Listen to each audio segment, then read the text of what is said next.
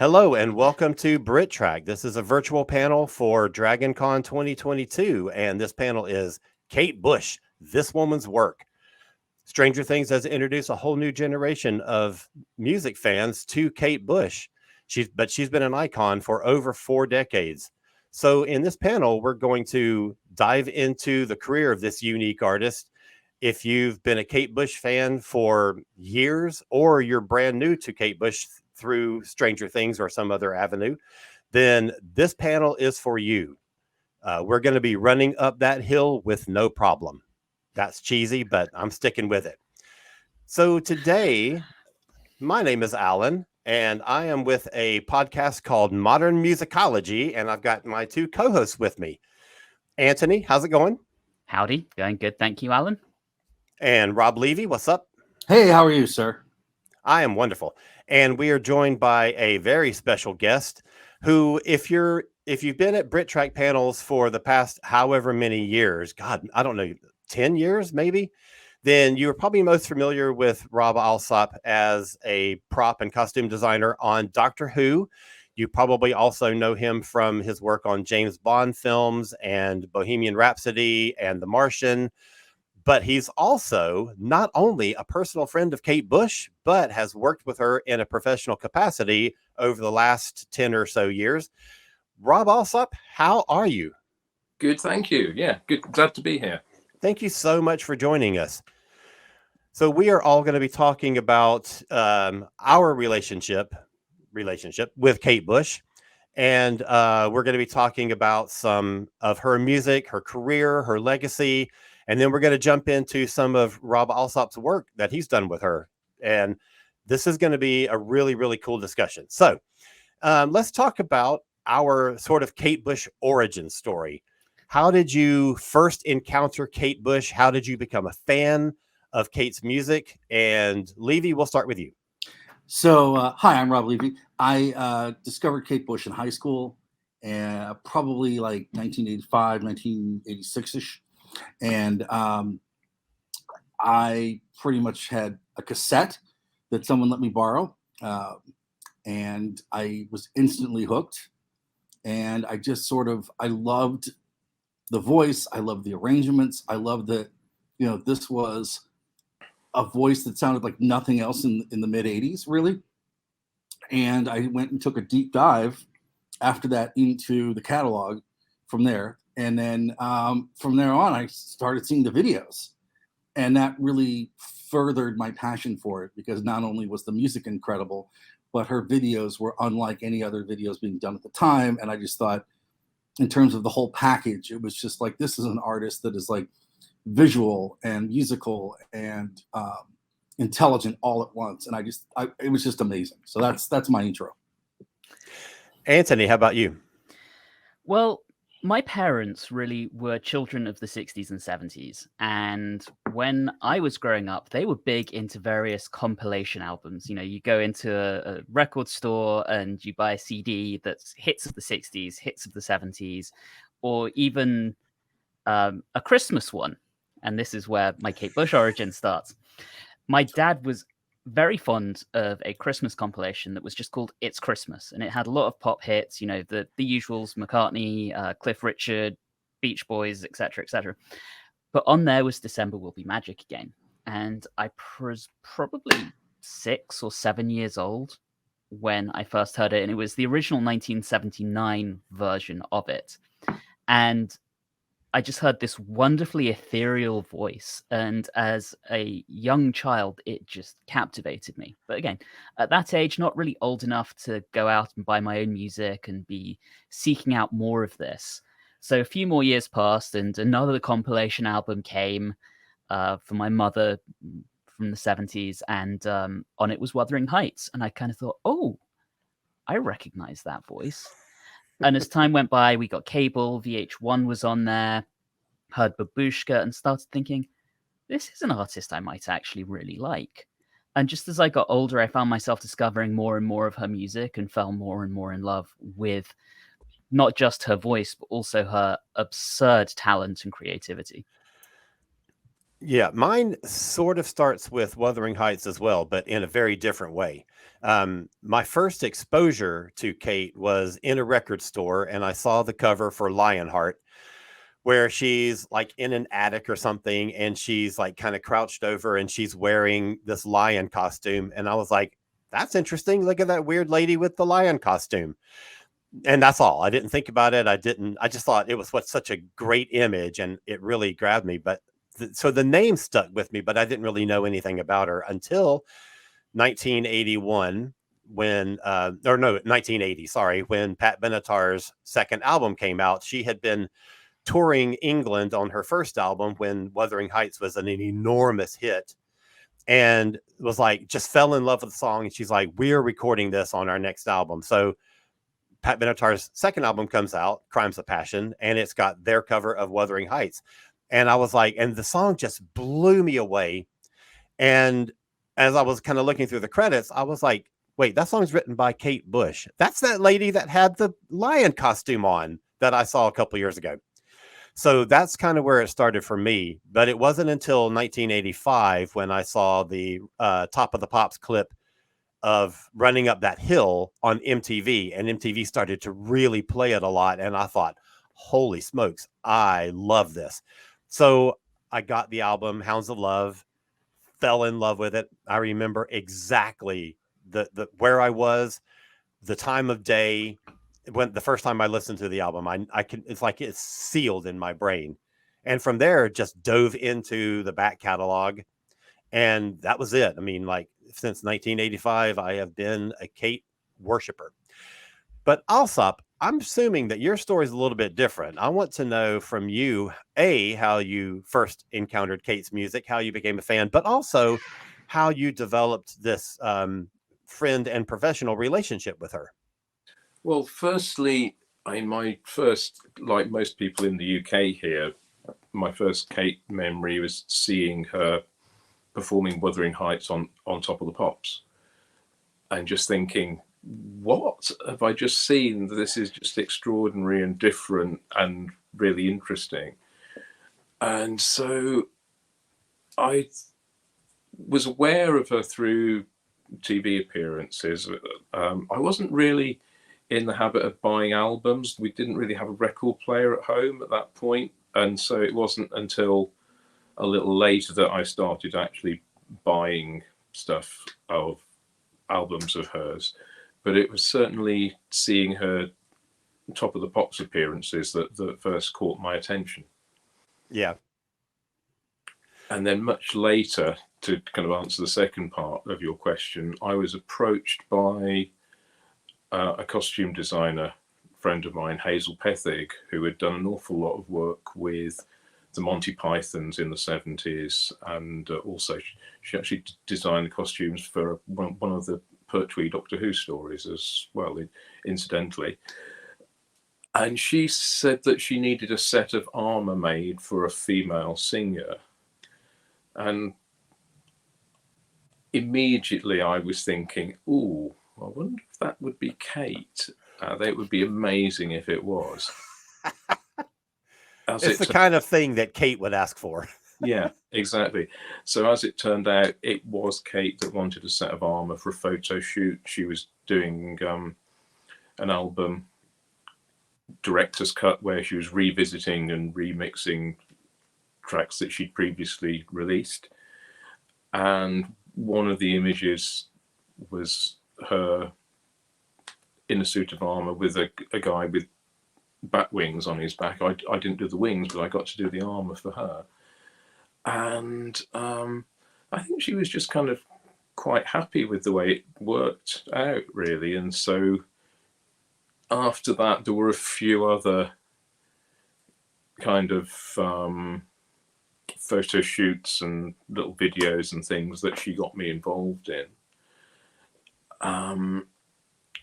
And then at one point, much later, I think I was round at her London flat for some reason, and she mentioned that she was thinking of doing some live shows. And of course, I was totally blown away by that whole idea. And I think she was probably one of I think I was one of the first people she spoke to about it. And so I got to be quite involved in those, doing masks, puppets, generally having a bit of creative input, working alongside a costume designer, set designer, etc. But my kind of specialist area of the puppets, masks, that kind of thing, featured quite heavily in the world that she was creating on stage. And that's how come I got involved in the live shows. And that was the 2014 run of shows that she did at the Hammersmith. Yes, exactly. So we're going to talk a lot about that in just a little bit. When you're talking about the Top of the Pops performances, I also remember now seeing her only American appearance to this day ever is her 1979 appearance on Saturday Night Live as a musical guest. And I do remember seeing that, but I don't think it made as big an impact on me as the picture of her wearing a lion costume. Anyway, so let's talk a little bit about Kate and her career. She is the first female solo artist to ever hit #1 on the singles charts with the song Self-Written. She is the first female solo artist to have #1 album on the album chart. She's the first, and maybe only, I'm not even sure, female solo artist to have an album debut at #1 on the British album chart. I mean, she has just had an extraordinary career, and her legacy extends to this day, where she is just held in this high regard. But in a nearly 45-year career, she has only released 10 albums. That's unbelievable to me, that she established such an impact in British culture and the British music scene with 10 albums. So talk a little bit about her influence, about her importance, about her uniqueness. Levy, why don't you go first? I think that, from the time I first heard her in the mid 80s all the way through to like yesterday, when I was listening to her again, Right. The music to me has never sounded outdated. The productions never sounded, particularly bad or wonky. And I find myself, unlike a lot of other artists, I find myself going back to her album art and like 12-inch single art a lot, just when I hold it up and look at it, just looking at it again. So I think that one of the things I was really impressed with is that her synergy with visual aesthetics, presentation, graphics, costumes, everything is pretty far ahead of anyone else at that particular time that was trying to do stuff. And I think that she really stuck out. But I think that a lot of people didn't realize how much she stuck out till later. And even today, we're kind of figuring that out, like how extraordinarily different she is from her contemporaries. And I think, too, I remember when I worked at a record store, we get these artists that would come along. We'd get Tori Amos, we'd get the Dresden Dolls, and later Amanda Palmer, and we'd get, tons of these female singers coming along. And somewhere along the line, we could trace all of the lineage to all of them to Kate Bush. And I thought that was really interesting as I was doing that. And I just think that for me, the most cool thing about her is that I can always listen to her. It's not an artist I have to be in a mood. Her singles are just as strong as her album tracks, meaning, an artist will focus a lot on, this is the single, this is the single, this is the single. In her case, she makes albums first, and the singles, if you can find them, come out of those albums. And I just love that. I like the fact that it's not about the commercialness of it. It's an art form. And that's, I guess, the biggest thing I can say about her is that it's just this complete whole body of work across all these different sort of formats that I really love. Anthony, what you got to say about that? I think what's particularly interesting about her and was quite groundbreaking for the time was she's always been an artist who has done things her own way. You mentioned, Alan, 10 albums over the best part of a 45-ish year career. And how many artists have done that? Not many. She releases music when she wants to because she feels like, or it seems, I speak like I know her personally, I don't, but it feels like she releases albums when she feels like she has something new to add. It's not an obligation. And that almost dates back to her very initial days as an artist when she got signed and the label wanted to put out James and the Cold Gun as her first single. And she, as I think she was about 19 at the time, stood up to her label, which is really impressive for someone at that age, particularly in such a male-dominated industry, and said, no, it needs to be Wuthering Heights. And you know what? She was right. Yeah. She was absolutely right. And then after that, again, this is based on what I've read, so Rob also may end up correcting me, but my understanding is she toured The Kick Inside, didn't really enjoy it, and so her live shows have been few and far between since then. Things like the performance at the Secret Policeman's Ball in '87, the run of shows in 2014. Again, she has basically been able to have a career while barely doing any live work, which is fascinating and incredibly unusual in the industry. Yeah, that's true. Speaking of that, this is just a little moment of speculation here, and I know that you love James and the Cold Gun. I do. What do you think would have been the difference in the trajectory had James been released as a first single instead of Wuthering Heights? James and the Cold Gun has a fairly proggy sound to it. I Yeah. know one of her early mentors was David Gilmour, and I feel like you can really hear that sound. There's a lot of Hammond organ on there. It's a fairly upbeat, rocky song. I think it would have meant that her initial audience would have been very, very different. Yeah, I and think so probably too. not quite as broad. I Yeah. think Wuthering Heights is incredibly different to anything else that was out there at the time. It's like, I'm going to keep using the same word, but it's very ethereal in its sound. And I think that's something that just catches people's ear in a way that James and the Cold Gun wouldn't. Much as I love that song, I don't think it was the right choice for her first ever single. Yeah, and it's interesting that that's the direction the label wanted to go. Yeah, and they probably made the connection. David Gilmour, okay, yes, she's probably going to go in a very proggy direction, and this is going to be her career.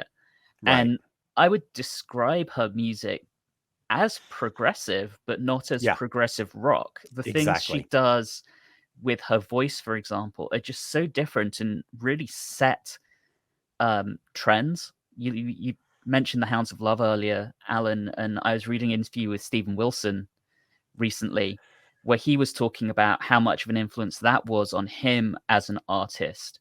And that is because she didn't only just use her voice as a way to get the lyrics across, but it's an instrument in its own right. Yeah. And I mean, I really feel like that comes across so much in her music in general. And Agreed. as Rob said, the impact of that has been the influence it's had on everyone. Rob mentioned Tori Amos and a few others. I've just mentioned Stephen Wilson, but the list is endless and includes a lot of artists you really wouldn't expect.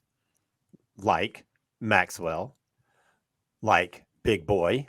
Yeah, exactly. I mean, that just blows me away still to this day.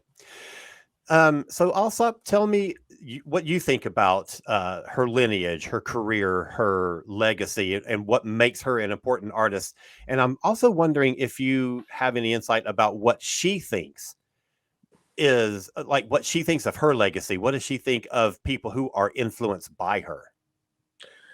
I think the main thing is, as Anthony was saying, it's everything she does it on her own terms. And it's always her vision, and it tends to not get diluted or changed by anyone else. So you know that whatever output is, whether it's a show or an album or a cover, you know that she's had a lot of input in it, and it really is her vision that's getting out there. And I think that's probably quite unusual these days. And that's one of the main things that makes her work so special, really, is it's just her own very personal vision. Yet at the same time, it's not very often about her. She seems to have this ability to put her mind in the minds of different characters, Yeah. and tell their stories in a very interesting way. Yeah, I agree. That's one of my favorite things about her writing is that she does a lot of character pieces where she just comes up with, like a Viet Cong soldier in World War II. And she just gets in the mindset and she just has this ability to inhabit these other people, these other characters, and bring them to life. And I think it's amazing. So, Anthony was talking a little bit about her using her voice as an instrument, and that's something that I've always really gravitated toward when it comes to Kate. And I think the big turning point for that was The Dreaming, where she really starts to become a unique, interesting. I mean, not that she wasn't interesting before, but that's where she really starts to let loose and become like focus on the creativity, like what new can I do? And she starts to do all these interesting things. What do y'all think is like the most important album that she ever did? Like either your favorite or one that was sort of a creative turning point for her. I know that's a tough question, but whoever wants to go can go. I'll take this one, and I'm going to go back to that same interview with Stephen Wilson, because he was talking about a argument, well, not so much an argument, but a debate that he was having with his Porcupine Tree bandmate Richard Barbieri. And I don't remember which way round it was, but one of them, they had this exact discussion about The Dreaming versus The Hounds of Love, and which one was the better or the more important album. And they each took a different position. One of them said The Dreaming, one of them said The Hounds of Love. But fundamentally, the argument was basically the same thing. Those were really the turning points in terms of her using her voice more as an instrument between those two albums. I think one of them argued that she started it on The Dreaming, but perfected it with The Hounds of Love. And so The Hounds of Love was more important because that's where it was finally done perfectly. Whereas the other one said, well, it's The Dreaming because it's where she started down that path. Yeah. I don't know. I don't care. I like them both as albums. But for me, with this, I always go back to where it started. And, without the kick inside, there would be no Dreaming. There would be no Hounds of Love. To me, that is the important one, even though she progresses her sound and evolves her sound throughout the years. And for me, it's honestly my favorite because it's so out there for the time that it was put into the music sphere. Yeah. And I think the title track of that first album is one of the most extraordinary pieces of music she's ever written. Oh, absolutely. Oh my God. It's amazing. Even if I really love the proggy sound of James and the Cold Gun, and I will fight this fight. Apparently so. I'm going to advocate for this song since no one else does. So also, what do you think about important turning points in her career or important albums? From my own perspective, it's got to be Hounds of Love, really. Yeah. Partly because of the way music was available to people at that point. It kind of sort of coincides with compact discs being a bit more accessible and popular, and also the whole thing that you could carry your music around with a Walkman around that sort of period as well. So I think that for me, that all kind of came together, and I had a cassette version on a Walkman that I would carry around with me, and I also have the CD. But it's also musically, it's my favorite, really, just in the kind of extraordinary stories it tells, and it's got quite a sort of filmic quality as well somehow, particularly the second side. Yeah. So that for me is the main one of the first ones that I bought, and probably the one I've listened to the most. Yeah, it was definitely my first one, and it's an extraordinary piece of work. So Levy, what do you think? So I'm gonna echo. I'm gonna do two things here. I'm gonna echo what Mr. Alsop said, because I know when we did our own podcast about Kate Bush, I went on about Hounds of Love. I love how it's basically a coin. One side is this very pop side, and one side is this really adventurous, really cool concept piece. And I love it. I love the production of it. I just think it still sounds amazing.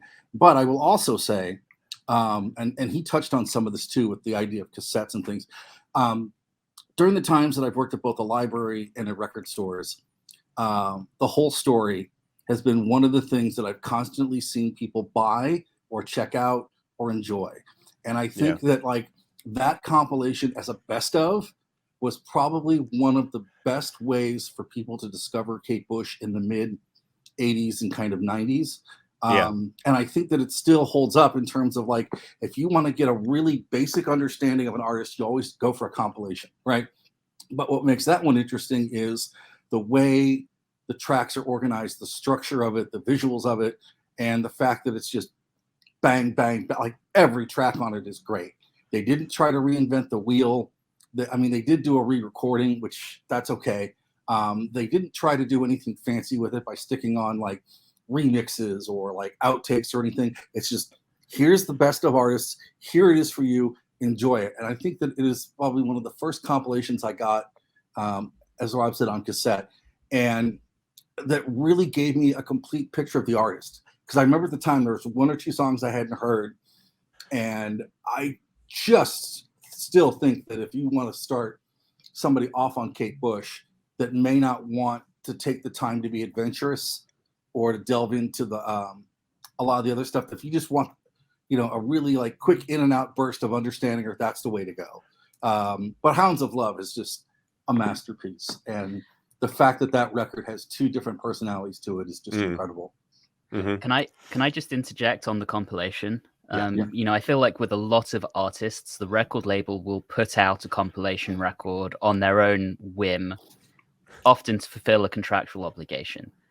But you just know, with the way that Kate Bush has very, very carefully curated her career, I don't know for sure, but I find it very difficult to imagine that she would not have been heavily involved in carefully curating that compilation herself and making sure it represented her career as how she wanted it to be seen.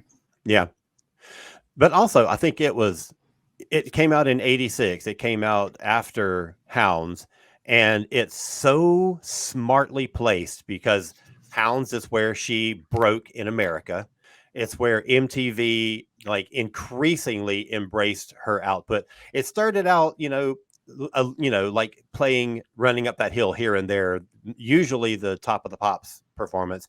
And then it just sort of built from there with like a world premiere of Cloud Busting and stuff like that. And then by the time Whole Story came around and you have the new video for the new song, Experiment 4, they're like all on board with Kate Bush. And I think that was so well placed. But also as a compilation album, it's not like a chronological order. It plays like an original album. Every track is placed in the best place it could be put on that album. So it has a really good flow to it. Incredibly carefully curated. Yeah. Yeah. And the new song, Experiment 4, which for people who are discovering Kate Bush now because of Stranger Things, go get the whole story, listen to Experiment 4, and then watch the music video for Experiment 4, because as a friend of mine said, it was Stranger Things 40 years before Stranger Things ever came along. So I want to jump a little bit ahead to some of the later albums, and I want to go to Director's Cut, because Alsop worked on this album with Kate, and I want to talk a little bit about what you did on this. And we've got some photos that we're going to be sharing. Tell us your involvement in. Wait a minute. So was Director first or was Snow first?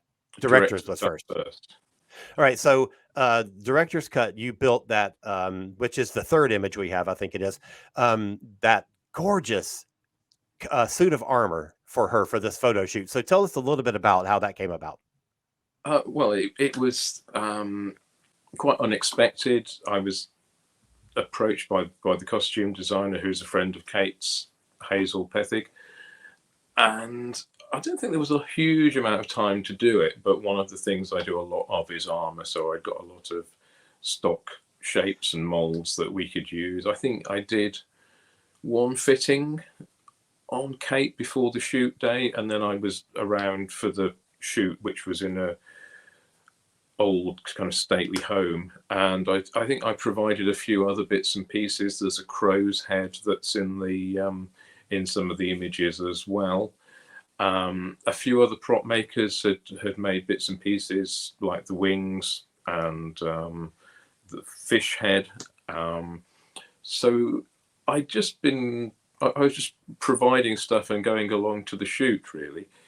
And that was my kind of very first involvement with Kate. But then when the album 50 Words for Snow came along later, I was very much more involved. Kate asked me to come up with all the images for the album artwork. Well, I mean, based on her ideas and her little thumbnail sketches. And she'd had the idea, she'd seen a photograph of snow where it had landed on cars, and someone had come along and pressed their face into the snow, and it had left a perfect imprint of their face.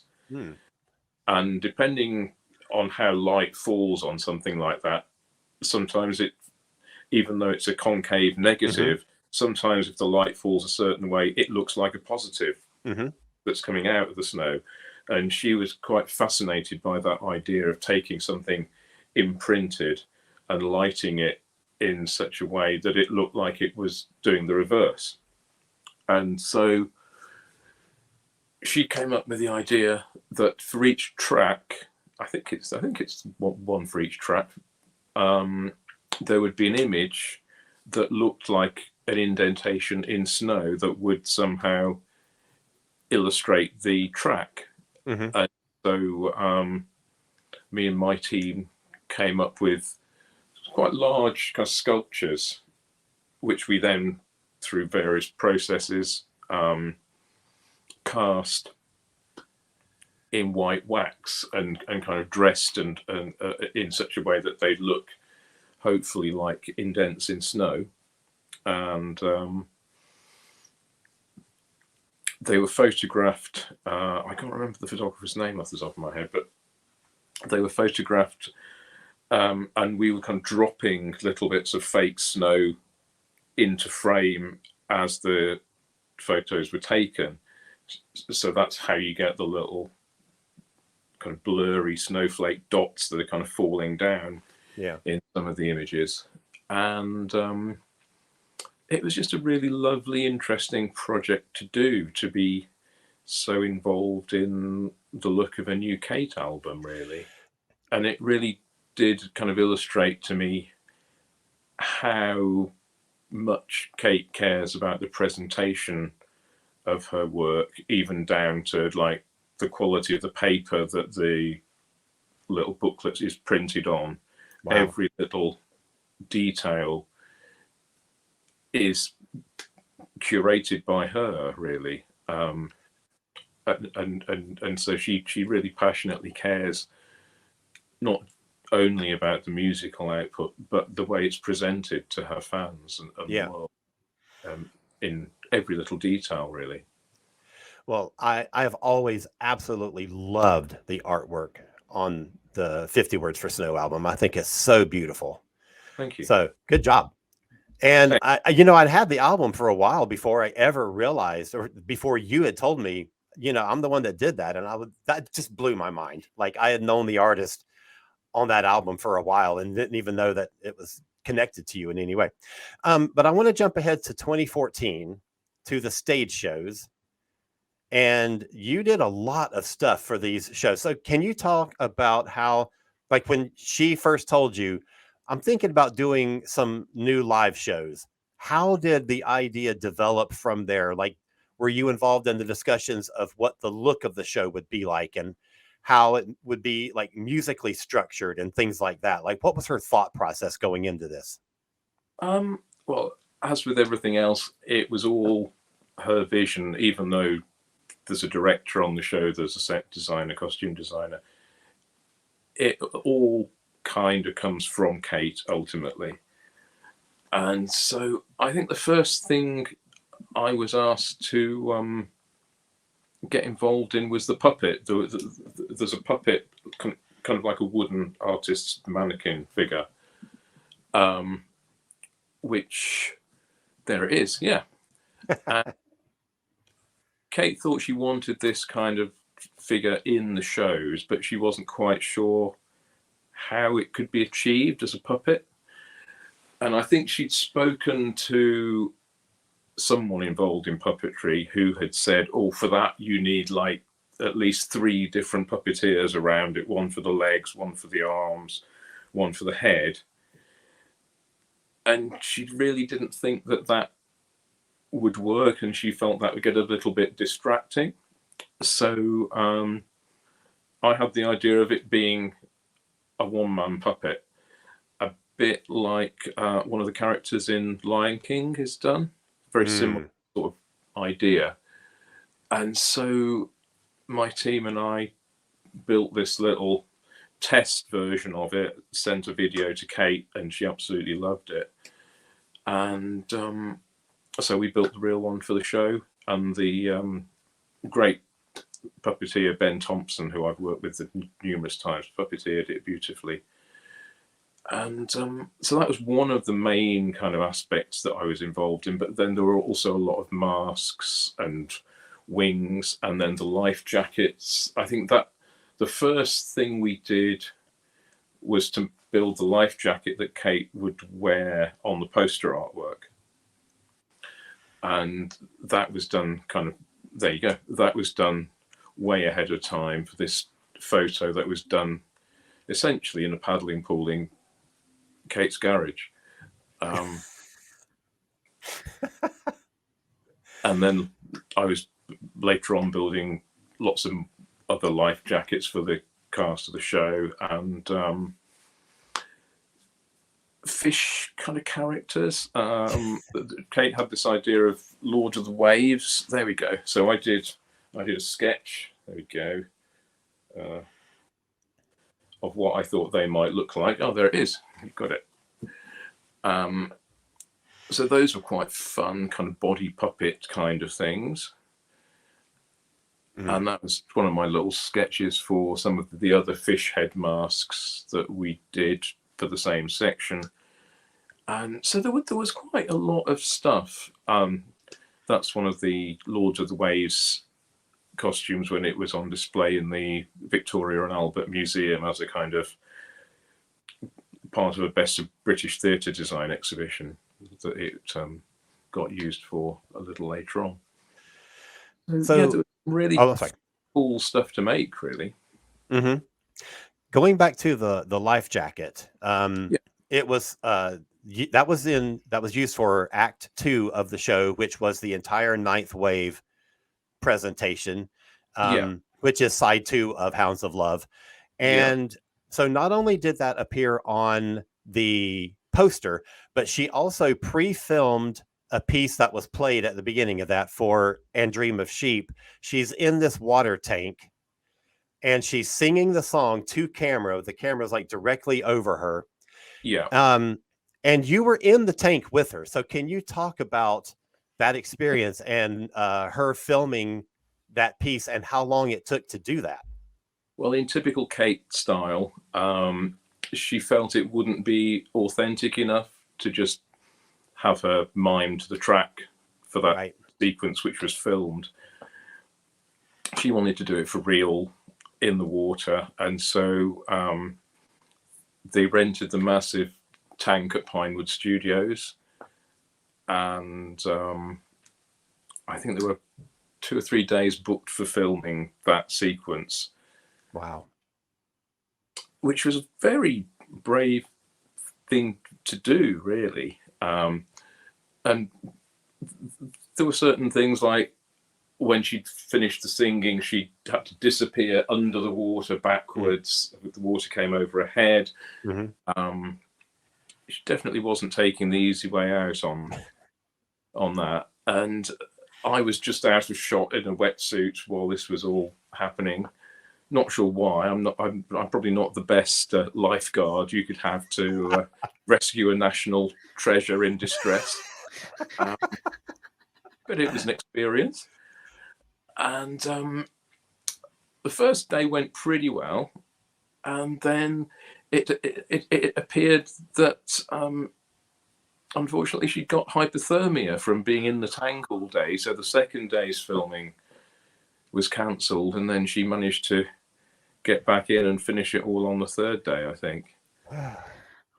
So yes, it was definitely Kate making things difficult for herself because she wanted it to be really authentic. And she actually mentions in the program notes for the show about me saying to her that she's really making it difficult for herself, and yeah, she agreed. The video that was shot is all one take, right? And yeah, I believe so. And it's basically her just floating there singing, and the camera, there's very little camera movement. No, there was a basically huge boom with the camera right on the end of it. Yeah. And it's just riveting. I mean, nothing happens in this video except she's floating and singing this song live. Yeah. And it just pulls you in. I think it's absolutely extraordinary. And there's a moment in it where, and you know, this is the take that was used in the show. There was a moment in it where she's like taking a breath, and there's like this shiver in her voice, and it just like is heart stopping to me. Yeah, it absolutely does work and does exactly what she intended it to do. Really, it is quite remarkable. So in Act 2 of the show, which was the ninth wave, you've got these fish people. Yeah. What was the idea behind that, and what was your process in building these things? I think the idea was that they have a kind of a role where they kind of observe the action, but they also, in some instances, steer the action a little bit. And they're this kind of slightly mystical presence, I suppose. You're never quite sure what they are or who they are, but they are just creatures that inhabit Kate's imagination, really. You mentioned the Lion King stage show, and that's exactly what these things remind me of. Some of the things that were invented for that Lion King show. Was that your inspiration for these? Well, I did work on Lion King, the London version, when it was originally done. It had already happened and been hugely successful in New York at that point. So I may have been influenced by some of those kind of techniques and materials and things. Yeah, it's possible. And I just want to pause for a second and say, you gentlemen can ask questions of Alsop. Jump in, please. But he's just way more interesting and got way more fun stuff. I just want to listen to it. So, but I will ask a question. I do want not so much a question, but a comment. I think it's fascinating, Rob, what you were saying about with director's cut, how carefully she curated everything herself, right down to the quality of the paper. I think there are, you know, in film, you hear of auteur directors, and I think Kate is one of the few musicians who could probably be considered the musical equivalent of that. And I think there are a growing number of artists out there who recognize the value of getting the entire package correct, right? You can have fantastic packaging, but if the content on the disc isn't actually good, what's the point? You can get away with a good album but bad packaging, but when an artist can really put together something like that presents the music with absolutely gorgeous packaging, with gorgeous photography and artwork, it's really something special, and it transcends music and becomes in all a piece of art, where the music, the artwork, and the photography, and the quality of the paper and what you're looking at all kind of merge together. Yeah. And it goes beyond the music at that point. And I'm not at all surprised to hear how engaged she was in every single part of the design of it. But also, if I'm remembering correctly, Director's Cut was the first one that she put out on her new label, right? On the Fish People record label. Yeah. I So believe it. this would have been an opportunity for her to have, she's now the president of this company. So it all comes from her, which I think is such an amazing move for her. Yeah. So, Rob, could you talk a little bit about the process of matching the visuals to like creating a set list and the musical sort of aspect of it? Like, did she have an idea in her own head of what she wanted the songs to look like with the visuals, or was that something that you got to be creatively involved in? It was mostly, if we're talking about the live shows, all of it came from her, really. Mm-hmm. And so even though she's collaborating with director, set designer, costume designer, and myself, if you're working on a job like that with her, you become a kind of facilitator in a way, to just kind of realize her vision. Mm-hmm. And so inevitably things change along the way and practical issues come into play, but really it all comes from her imagination. And she'll do little drawings and try and express things that way as well. And then also, I know she's a huge theater person. So where a lot of people, when they do visuals for stage concerts, they think movies, right?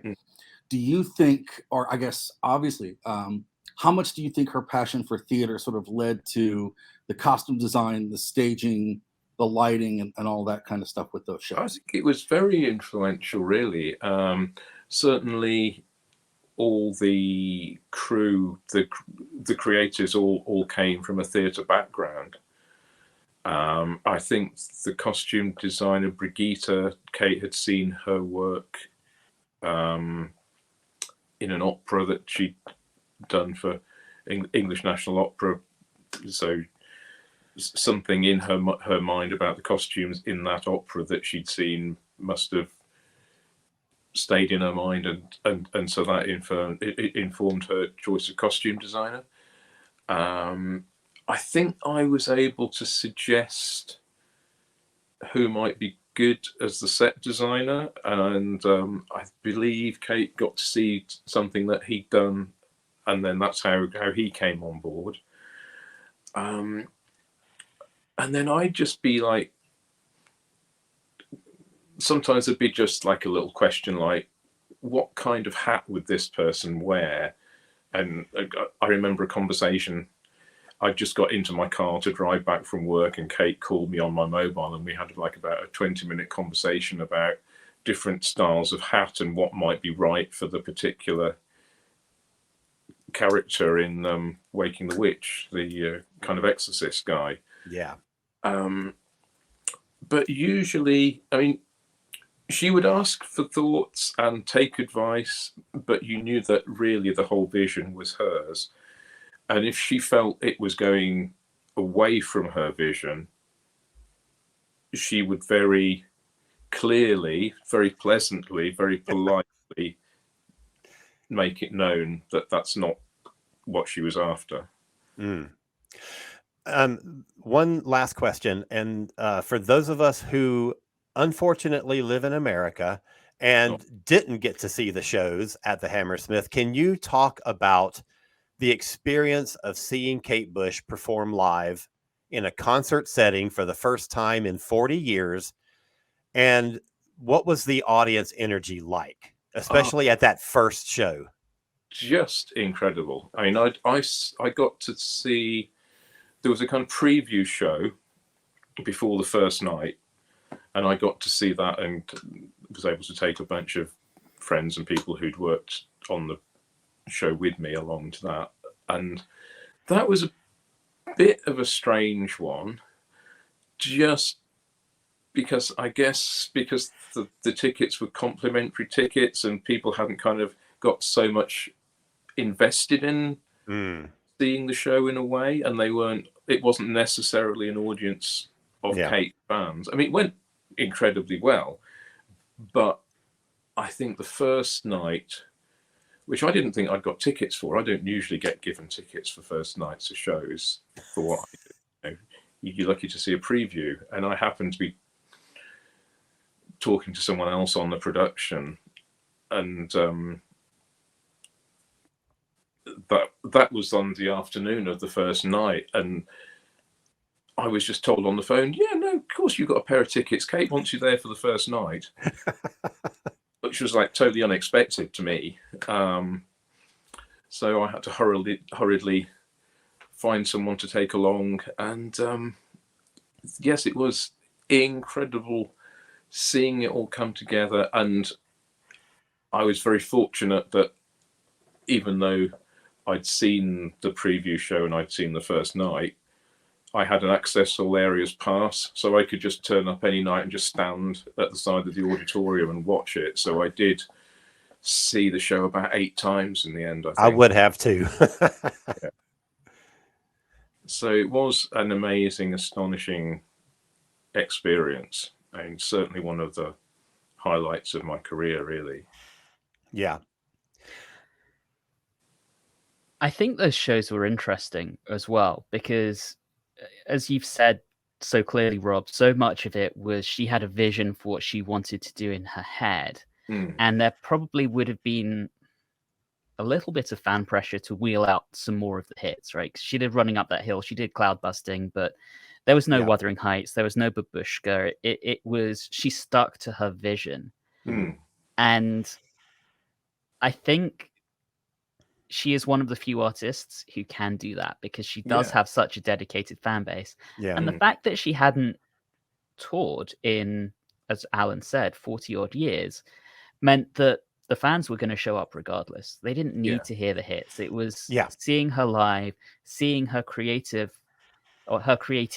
manifested on stage. I think that's just outstanding and so absolutely cool. And I am so jealous that you got to see it 8 odd times, and it must have been an absolutely amazing spectacle.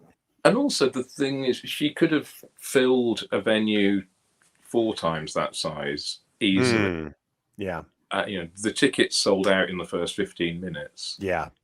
But she wanted it to have an intimacy. She didn't want it to be a big stadium show. She wanted it to have a kind of theatrical feel and a real intimacy. So that's why she went for that particular venue. Whereas she could have gone somewhere massive and filled it easily. I think in London in particular, it's the Hammersmith Apollo and the Brixton Academy. Those are the two, when you get a big artist doing a small show, those are the two kind of venues that are really on offer. Yeah. So, Rob Alsop, thank you so much for sitting in with us and having this discussion and talking about your work with Kate. It's been an absolute pleasure. And so tell us where we can find more about you on the internet. There is my work. I guess if you search Robert Alsop and Associates, which is my company name, there's a terrible old website which I really wouldn't recommend going to. But there are other things out there on the internet. Not so much Facebook, but on what's the other thing? Twitter? Instagram? Instagram, thank you. Okay. Yeah. There is an Instagram page with a few more kind of photos and stuff. But we don't have a huge kind of internet presence, really. Just a few bits and pieces. But I'm not a great one for doing blogs and videos and all that kind of stuff, really. And just to make it easier for everyone, I did actually just check Rob's Instagram right now. So for anyone listening, it is at Robert Alsop, 2 L's, 2 P's, and Associates. Thank you. Well done. And also look for Robert Alsop and Associates in the credits of the upcoming Doctor Who episodes. That's just a little teaser. Anyway, so Anthony, how about people looking for you on the internet? Well, you can find me with my fellow two miscreants on this, Alan and Rob, on modern musicology. But you can also find me on the Watchers in the Fourth Dimension podcast. And I see that's all going along the little ticker at the bottom here. But we are watching our way through Doctor Who from 1963 until now. We are just wrapping up the John Pertwee era. So do check us out. And Levy, how about you? So, as said by A-Dubs, I do a podcast called Modern Musicology with Sir Anthony and Mr. Seiler over there. And please follow that and check it out. I also do a radio show on KDHX in St. Louis. If you go to kdhx.org, you can see all the shows that are there in mine. It's called Juxtaposition. It's on Wednesday nights. And then I'm on Facebook and Twitter, and also on the needcoffee.com podcast, Weekend Justice. Groovy. Well, I can be found also, surprisingly, at Modern Musicology. You can find that at Spotify and iTunes and Apple and Google and all those other amazing podcast places. And I've got my publishing company, Cosmic Press, which you can find on Twitter and Facebook and at cosmicpress.com. So thank you all for watching. You can find the BritTrack on Twitter at BritTrack, Instagram at DC BritTrack, YouTube and Facebook, The BritTrack. So thank you all for watching. Have a great rest of your virtual Dragon Con if you're not there in person. And if you are in person, make sure you come by and see us on panels and Mr. Alsop on panels as well. Take care, and we will see you all soon.